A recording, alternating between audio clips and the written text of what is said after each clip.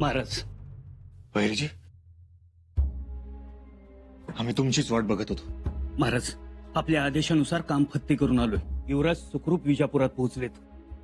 वजीर सिद्धी मसूदने त्यांची उत्तम बडदास्त ठेवली. ही खबर समजली आम्हाला. आम्हाला चिंता राणूबाईंची. का, काय झालं? त्या आल्यात ना गडावर? गडावर आल्यात पण बेशुद्ध पडल्यात. आमच्यात बोलणंही झालं नाही. काय?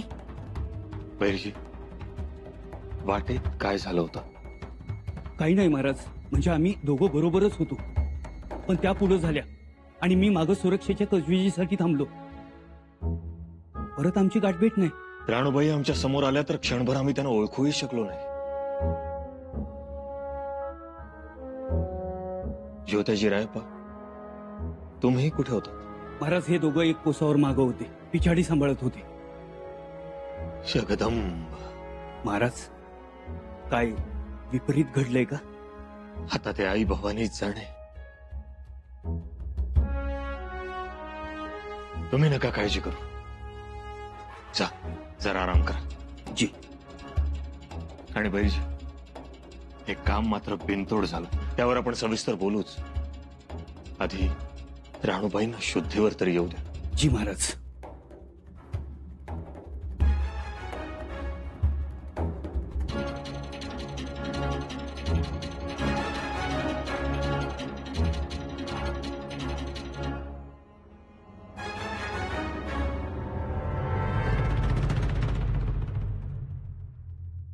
युवराज!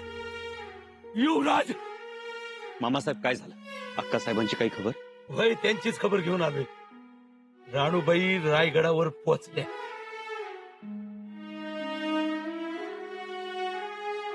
काय?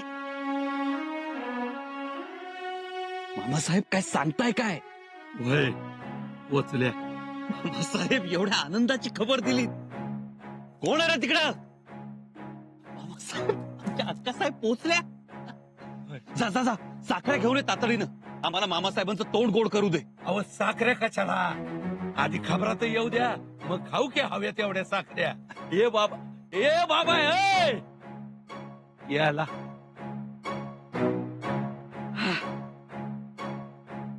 मामासाहेब, आम्हाला विश्वास होताच. होय, तुम्हाच नाही विश्वास होता. आम्ही म्हणतच होतो, आमच्या अक्का साहेबांना काही म्हणजे काही होणार नाही. मामासाहेब, आई जगदंबेची कृपा आणि आऊसाहेबांची पुण्य आहे. खरंय, अशा वेळेलाच पुण्याई कामाला येते. ती आली आणि राणूबाई रायगडावर पोहोचल्या. पण त्या पुण्याई एवढीच तुमची हिकमत बी मोठी. मामासाहेब, आमची कसली हिकमत? तर त्या दिलेर खानाला अंगावर घेत हुलकावणी देत पार इजापूर पर्यंत आणलात. नेमकं त्याचं दुर्लक्ष झालं आणि तेवढ्यात राणूबाई सटकली. या साखऱ्या आल्या. पण मामासाहेब, राणू अक्कांचा मेणा दस्त झाल्याची खबर आली होती. तो कोणी दस्त केला? तिथं आपले बहिरजी होते, रायप्पा होता, ज्योतेजी होता. पण खबर तर खरी होती ना? खरी असल. तिथं काहीतरी हातगाई झाली असल.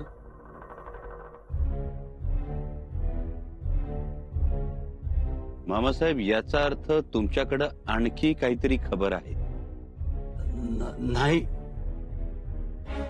नाही. नाही कसं?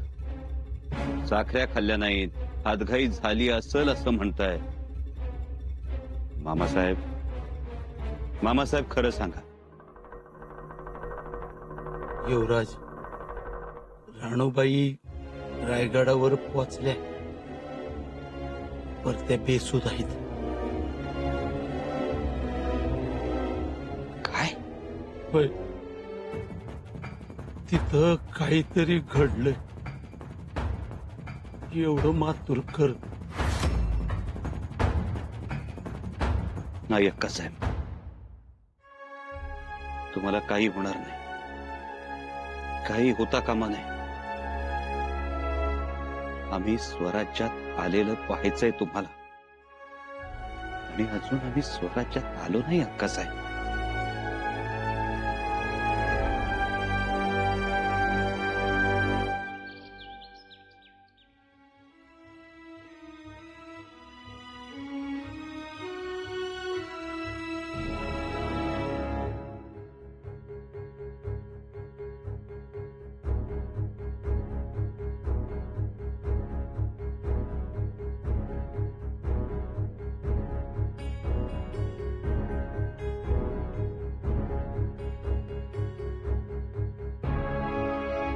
मातोश्री.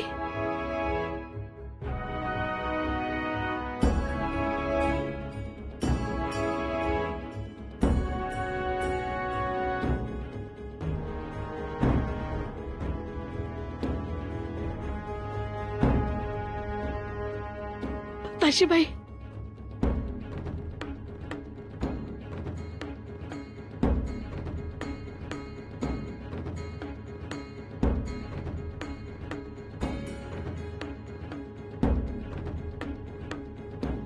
सुनबाई, तुम्ही काळजी घ्या.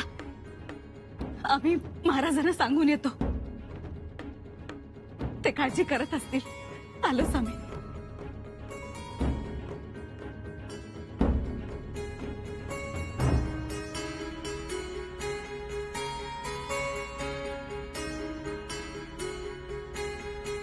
आमच्या लेकी सुना तडफदार ही मोठी मिळकतच आहे जणू. हो महाराज.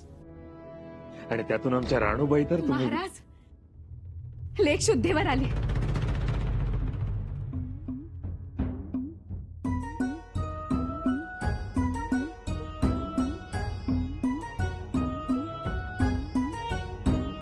आल्या. जी, डोळे उघडलेत. आता काळजी मिटली. पहा, आम्ही म्हटलं होतं ना आमची राणूबाई लय जिद्दी आहे म्हणून. चला.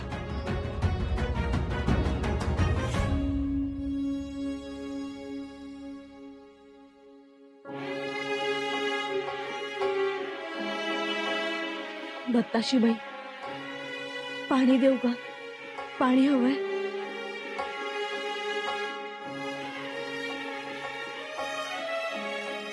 राणूबाई, बघितलं का कोण आलाय? महाराज आले. आणि तुमचे मालकही आले.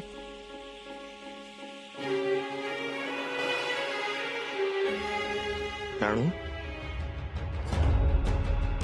राणूबाई, काय झालं? तुमची ही अवस्था कोणामुळे झाली? बोलण्याचा प्रयत्न करा. या सगळ्याला कोण जबाबदार आहे ते सांगा.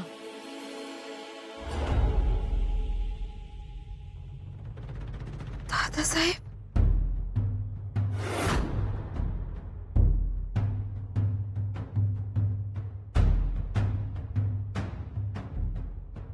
दादासाहेब,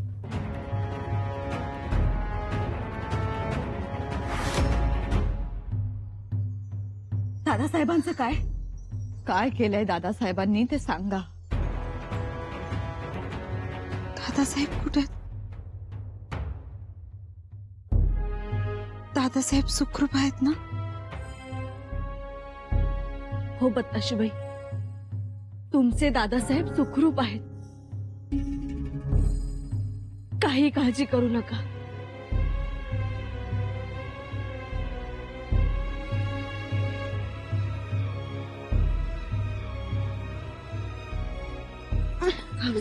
सावकाश. आमचे दादासाहेब सुखरूप.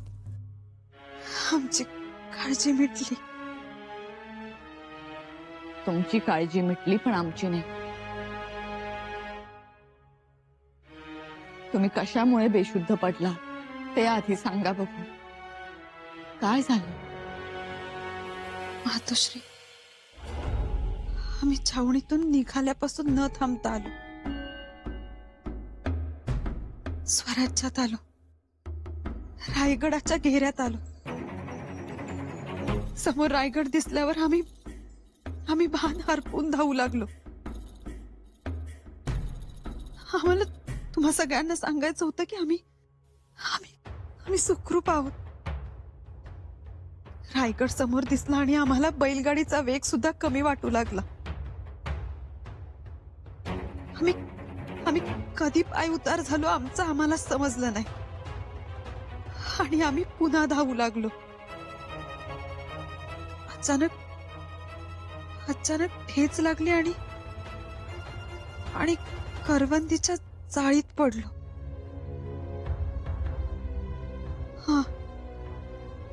पुन्हा उठलो आणि धावू लागलो. वाऱ्याच्या वेगाने धावू लागलो. आमच्या दादासाहेबांसारखे. परंतु गडावर मेणा दस्त झाल्याची खबर आली होती. दुर्दैवाने ती खबर खरी होती आबासाहेब. म्हणजे दिलेर खानाच्या सैन्यानं मेणा पकडला होता. मग तुमची सुखरूप सुटका झाली कशी? ही सगळी आमच्या आबासाहेबांची पुण्य आहे. आम्ही आणि दादासाहेब दिलेर खानाला चकवत धावत होतो. मग एका क्षणी भैरजी काकांच्या लक्षात आलं की आम्ही दोघांनी एकत्र पुढे जाणं धोक्याचं आहे. आणि भैरजी काका म्हणाले, साहेबांना वाचवायचं असेल तर दिलेर खान आणि औरंगजेबाच्या फौजेला तुम्ही अंगावर घ्या. त्यांना हुल देत देत विजापूरच्या दिशेने घेऊन चला. विजापूरच्या रस्त्याला सरसेनापतींची फौज आहे आणि ती ताज्या दामाची आहे. दिलेर खानाचा फडशा पाडायला ती समर्थ आहे. मी अक्कासाहेबांना घेऊन स्वराज्याच्या दिशेने निघतो.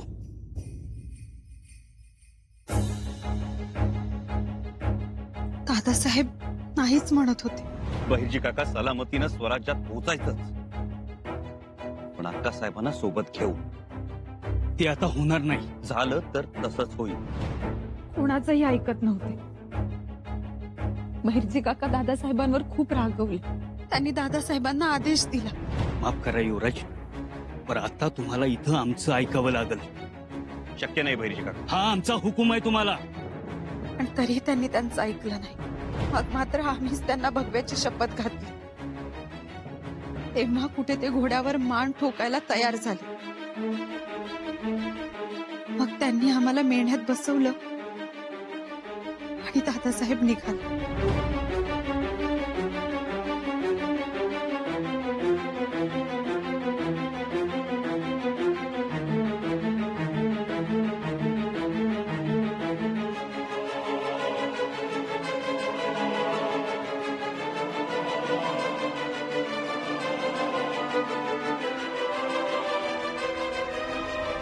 बघता बघता दादासाहेब नजरेआड झाले. धुळीचे लोट दिसू लागले. तो दिलेर खान होता. दिलेर खानाची फौज दादासाहेबांचा पिच्छा करत होती आणि दादासाहेब सुद्धा त्यांचं लक्ष विचलित करण्यात यशस्वी झाले होते. आमचा मेणा स्वराज्याच्या दिशेने निघाला आणि अचानक समोर बैलगाडी आली.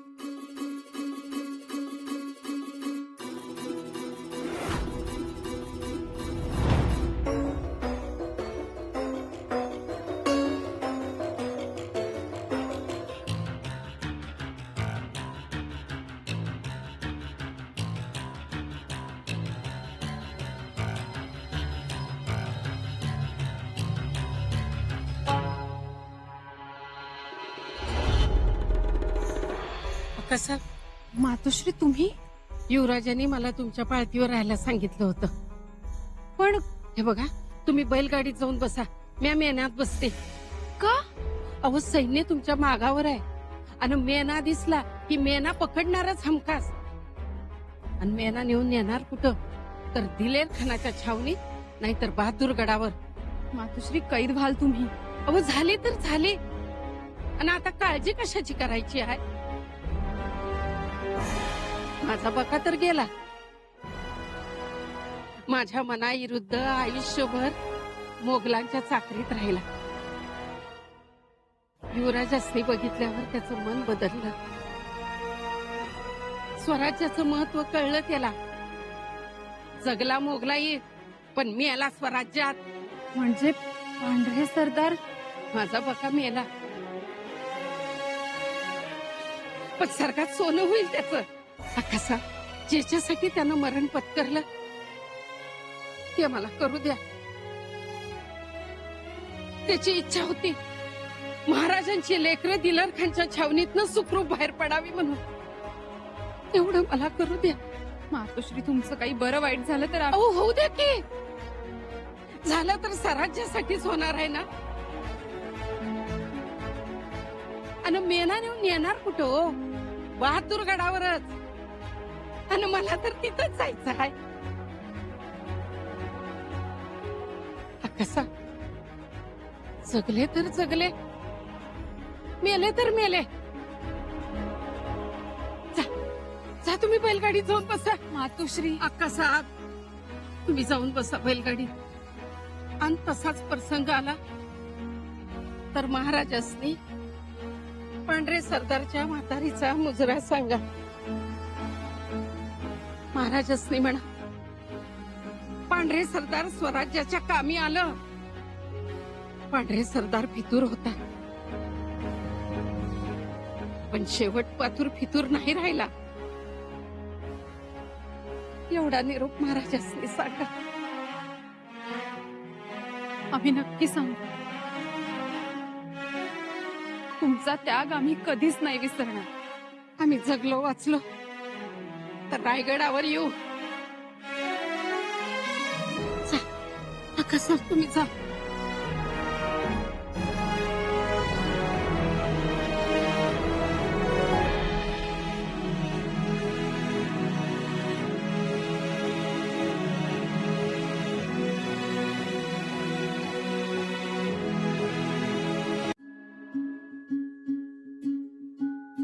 राणूबाई,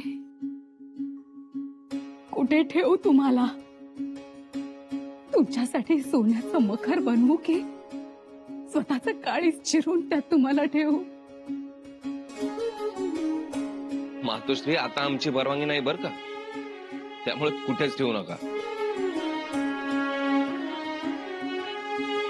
हे मात्र खरं बोललात दादासाहेब.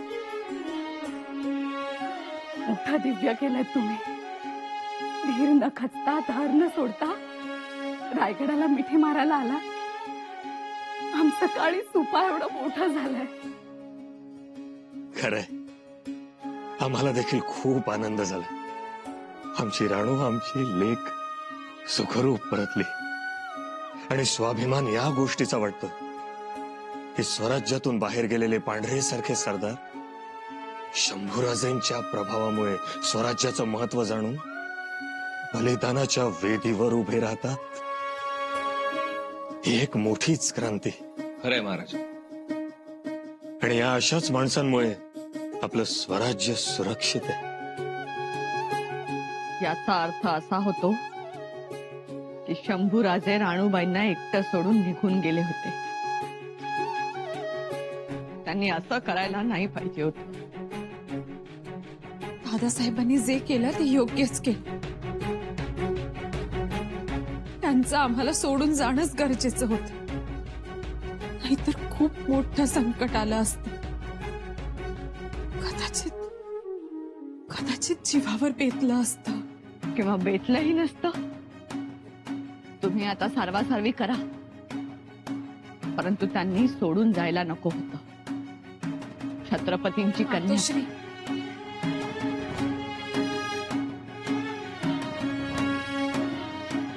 दादासाहेब आम्हाला सोडून जाण्यास तयारच नव्हते. आम्ही किती अर्जव केले त्यांना. तुम्ही स्वराज्यासाठी किती महत्वाचे आहात हे समजून सांगितलं. ते सतत एकच गोष्ट बोलत राहील, अक्कासाहेब आम्ही तुम्हाला सोडून कुठेही जाणार नाही. आम्ही तुम्हाला नजरेआड करणार नाही. अखेरीस आम्ही त्यांना स्वराज्याच्या भगव्याची शपथ घातली. दादासाहेब, तुम्हाला आपल्या स्वराज्याच्या भगव्याची शपथ आहे.